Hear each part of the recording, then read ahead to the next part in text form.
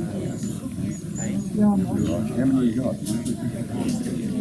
Mine, you got? And it was here, I'm not sure where she's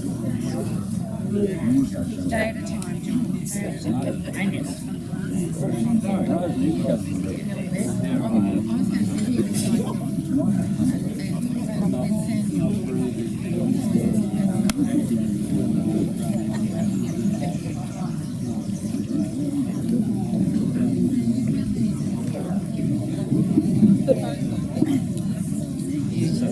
great, thank you. Sorry about that. So good morning everyone. My name is Vanessa Rankin and I'm a civil celebrant.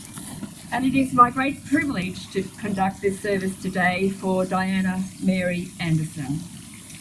I also welcome those people watching by live streaming and thank them for joining us.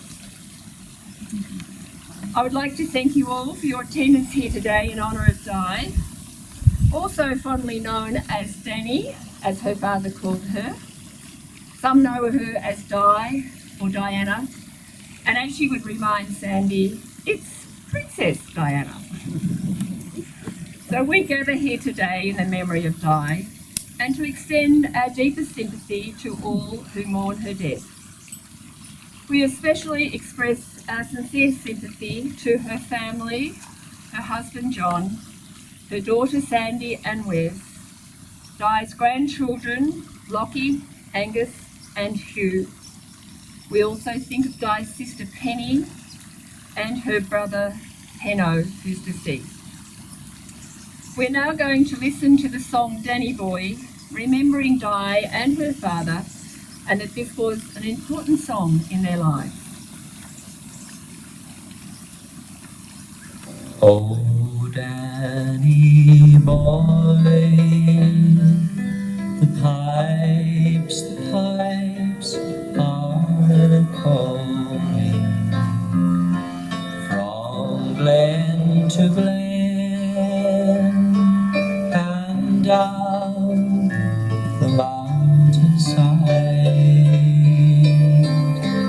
The summer's gone and all the flowers are dying. 'Tis you must go and I must bide. But come ye back when summer's in the meadow, or when the valley's hushed and white with snow. 'Tis I'll be here in sunshine or in shine. Oh, Danny boy, oh, Danny boy, I love you so.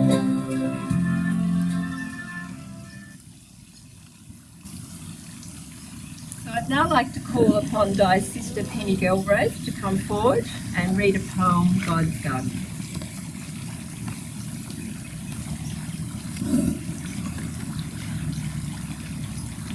God looked around his garden and found an empty place.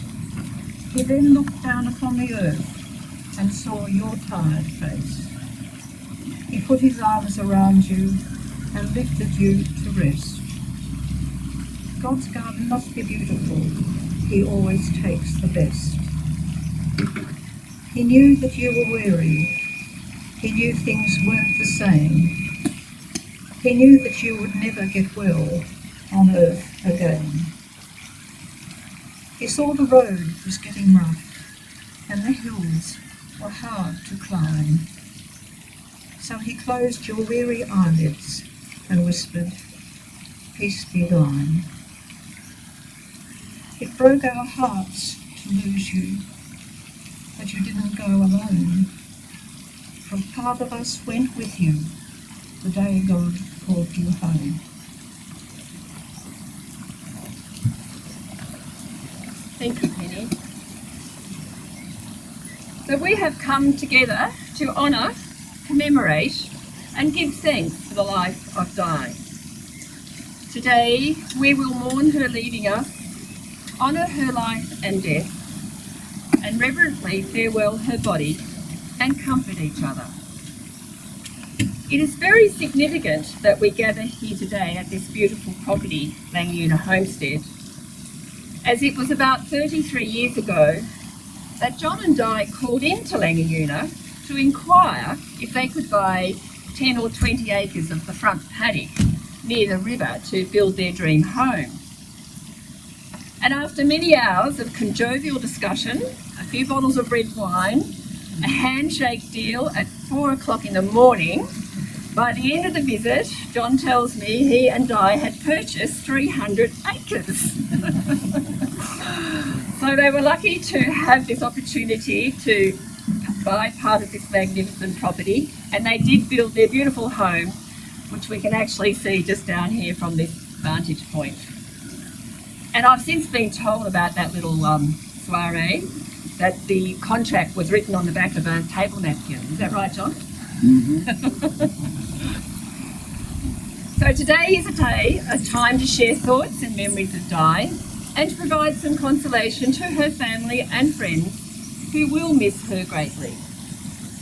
When someone who is very much loved dies, their death causes sorrow and grief, as they are now no longer part of our everyday life. We know that death is in the natural order of things, just as night follows day.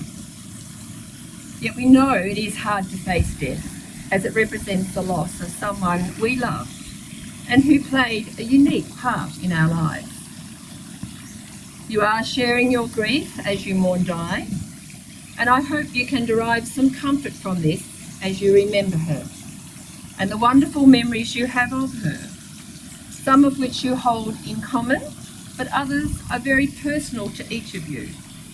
We know that your grief is a measure of the love that you had for Di. As we celebrate her life, you can take satisfaction that Di was and still is a part of your lives. Her influence will endure and will continue in the love that flows from her character and deeds. Our lives are richer for being part of her life. Di has been a strength to all of us, an inspiration. She has been good company, and she has enriched our lives by giving us love and friendship, and we have derived mutual fulfilment from this, giving meaning and value to life.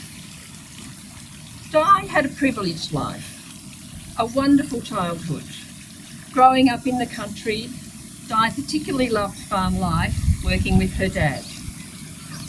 Di travelled the world as a young single girl, and also did many trips later with John by her side. There have been many ups and downs in her life. Sadly, the loss of their son Duncan, 18 years of age in 1987, left a huge void in their lives. Di loved living out here on the river and on the farm and sharing their beautiful property with Sandy, Wes and their boys. And now to share some more stories of Di's life, I invite her daughter Sandy to come forward, please.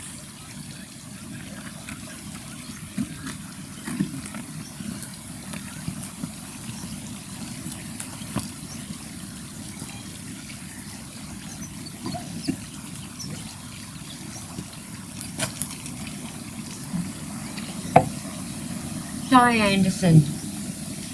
Mum was born August 16, 1939 to Elizabeth, Betty and Jack Pennington at St Arnold's in Victoria. Jack joined the army to fight in the Second World War. Betty, Penny and Di moved into Betty's family home, Warragabanya, at Majorca with Betty's mum and brother, Bruce and his family. Di's first 6 years were spent here and where she started at Carisbrook Primary. Penny, Di and cousin Sue rode their Shetland ponies to get to and from school. After the war, and the arrival of Brother Penno, Betty and Jack bought and moved to a property at Warrenbane named Langi near Benalla. Penny and Di continued to ride to school, Warrenbane Primary. Mum's horse Pipsy was the only quiet one enough to stand still as snobby gobbles were picked from high in the gum trees for all to eat, a great delicacy.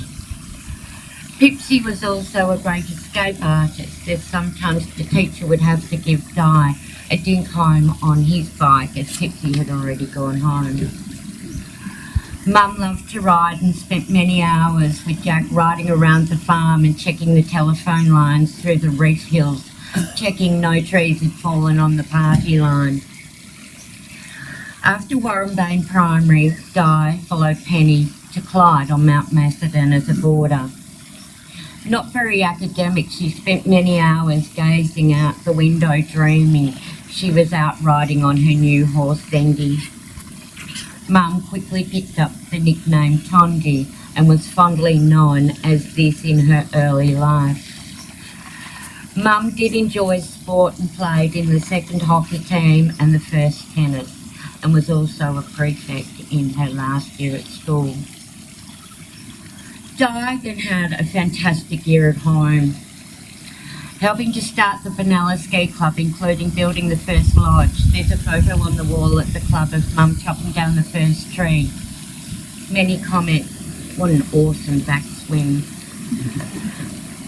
Also joining the young farmers, the young liberals, learning judo and learning to play golf with Jack's guidance. Mum then went to Melbourne to train as a mothercraft nurse at Berry Street. Lasted about a year, but she was no city girl and also didn't like the environment at Berry Street. So when Jack said, "Danny, plenty to do on the farm," she couldn't get back quick enough. Jack always called Di Danny and would always sing Danny Boy to her. Di worked on the farm in the shearing shed as a rouseabout and sorter. Also did some nanny work locally. Heading overseas by ship with two friends for 15 months was the only year Di missed going to Lawn, Banya. The holiday house was built by her grandmother in 1923. Travelling by herself in an old prefect car, playing golf on the top courses thanks to a letter of introduction from Slazenger in Australia, which joined her up to the Golf Society of Great Britain. She played in Scotland, had a birdie on the first hole at St Andrews, Ireland, Wales and England, and all the while sleeping down country lanes in the back of the car with the trusty paddle for protection if needed. It wasn't. She also skied in Austria, hitchhiked from Paris to Spain and travelled through much of Europe. While over there, she met up with many Aussie friends and made many new friends, and also first met John in London. Came back to Australia and settled back to working on the farm, playing golf and tennis, which she enjoyed playing in many tournaments in both sports, including pennant golf and country week. Di re-met John at his cousin Rosemary's 21st. They fell in love and married on the 25th of March 1965. Married with not much more than a shotgun between them. Duck opening was coming up. They had two children, Sandy and Duncan. Di had such great memories of kindergarten, school committees, golf, tennis, water skiing on the Murray, lunch and card days, Good Friday barbecues, dinner parties, those three-course dinners with the best china, not crockery, clean silver, and the days of thought into the menu. Dancing on the tables, and of course the 6-month fad of rude food parties. Those who were there at some of these events will remember. Staying at a Cairns hotel, everybody was wondering why we were the only ones receiving a paper each morning. When we worked out why, we told them it's not what she know but who. Mum's journey has had its ups and downs, happy times and very sad times. One of the best presents John has ever given Mum was after I was born. Dad asked her if she wanted an eternity ring. Mum's answer was, I would prefer an indoor dunny. This rated as the best present she ever had from Dad. Mum and Dad have been lucky to travel to many parts of the world together with plenty of adventures along the way, such as a bomb exploding in the basement of our hotel in Lima, Peru, a bus through the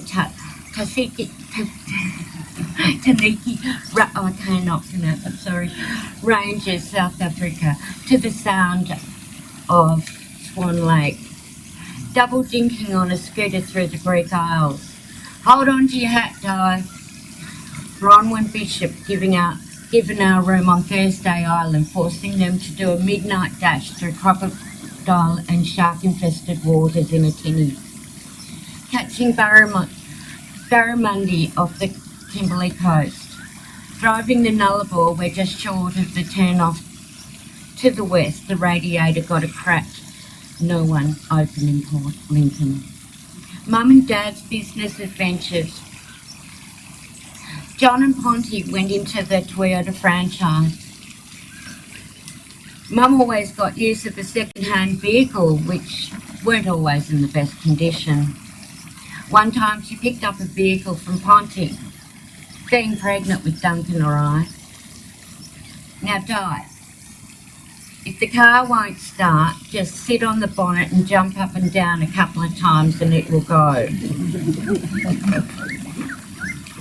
Anderson Bus Lines. Mum got her bus licence. Henry took her down to the police station in an old Bedford bus. All ready to take off to the test, Henry leans over and tells Di to shut the door, not knowing which lever to push.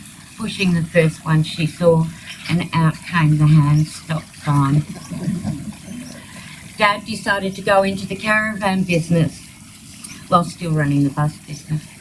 Mum's first and only adventure in a caravan was with Jeff Sass kids in tow to Bundalong Caravan Park.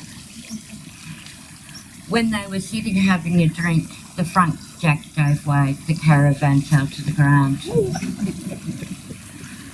Mum and Dad wanted a pool at home, so they got the franchise for pool. One day Mum asked Dad for a new sewing machine. He replied, "What brand? I'll get the franchise." By this stage, Mum was starting to realise Dad's middle name must be franchise, wondering what was coming next.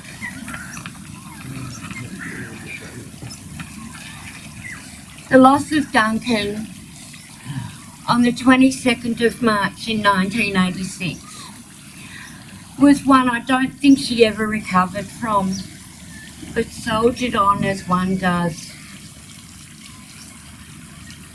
Lawn was a huge part of Mum's life.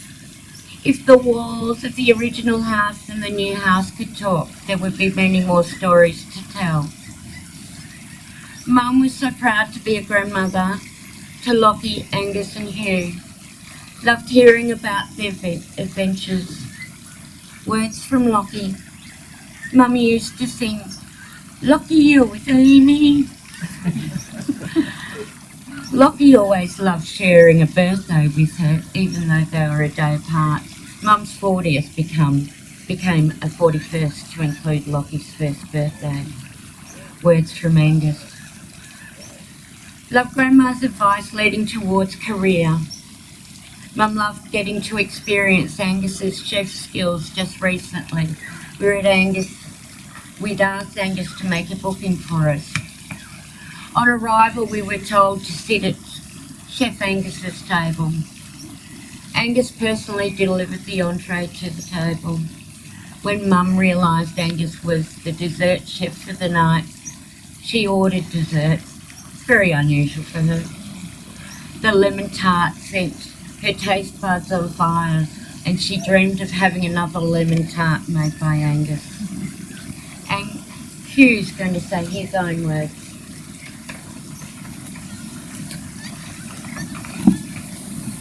My grandma Dora was the most loving and caring person I've ever met, and she was always doing her best to keep us three boys happy.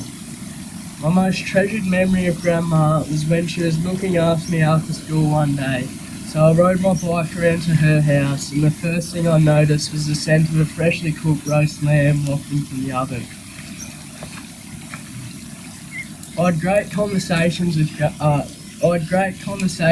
and debates with my grandma, always holding strong opinions and values in politics, sports and life in general. Just don't get her started on the current Premier. I truly appreciate all the opportunities she has given me, and she will always hold a special place within me. Mum's addictions apart from the boys were the bold and the beautiful. No one was to ring between 4:30 to 5 or hang on to your hat as she told you off for ringing at this time. Even Lizzie, the dog, was addicted. White wine, smoking much to Dad's disgust, her garden with her roses and the avocado tree, and chops and chips for lunch on a Sunday. Mum's later challenge was a much more serious one, wondering how to compete with something that when you turn the key it purrs, and if you fill it with fuel and it goes all day, you grab the handles and it goes exactly where you want. Love you, Mum. May your star shine bright next to Duncan's.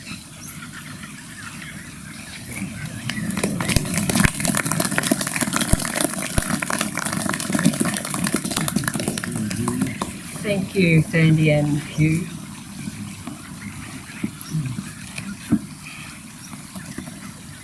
To love someone is to risk the pain of parting. Not to love is never to have lived. The grief we now experience is the honouring of our love. So let us now in a quiet moment make our farewell to Di.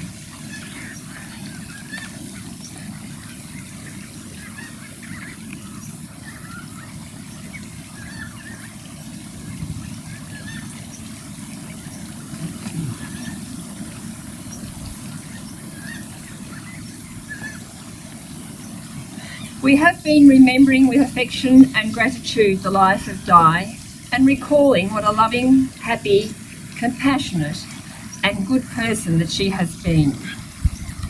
May Di's inspiring spirit continue to run free, accompanying us as we keep her in our memories forever and inspiring us to live on without her. We rejoice that she lived. You took delight in her friendship. You treasure that you shared in her life. You cherish your memories of her. With love, we leave her in peace. With respect, we bid her farewell. So today's service is coming to an end. Following this service, Di will have a private cremation. And on behalf of John and Sandy and their family, I would like to thank you all for coming here today and sharing in this celebration of Di's life, and invite you all to stay on and enjoy some refreshments and share your memories of Di. So may the road rise to meet you, may the wind be always at your back, may the sun shine warm on your face, the rain fall soft upon your fields.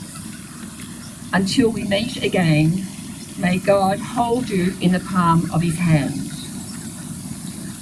Let us leave here at peace with ourselves and at peace with each other and our memories of Di. May she rest in peace. Thank you, and would the coffin bearers please come forward, and the family request that you come and wave goodbye to Di. Thank you.